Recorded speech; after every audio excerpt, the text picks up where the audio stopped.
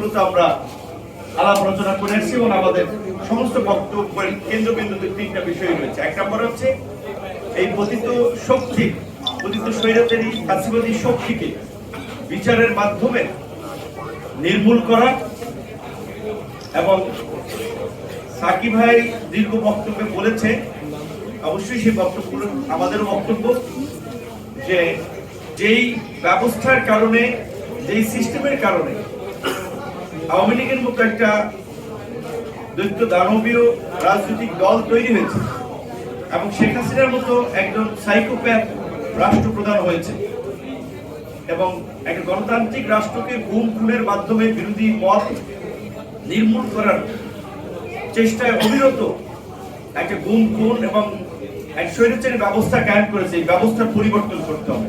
তার জন্য আমরা বলছি যে রাষ্ট্র সংস্কার প্রয়োজন, রাষ্ট্রের মৌলিক কিছু কাঠামো সংস্কার প্রয়োজন।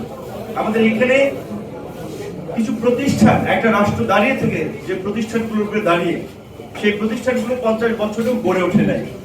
আমরা সেই প্রতিষ্ঠানগুলো গড়ে তুলতে চাই। সাকিব ভাই খুব ভালোভাবে বলেছেন যে এখন এই পরিবর্তনের পর আমরা যদি কেউ ভেবে থাকি বা কেউ মনে করি যে আসলে যে আগে যাদের গায়ের জোর ছিল, যাদের হাতে প্রশাসন ছিল, রাষ্ট্রের নিয়ন্ত্রণ ছিল, তারা একভাবে পরিচালনা করেছে, এখন তো তারা নাই।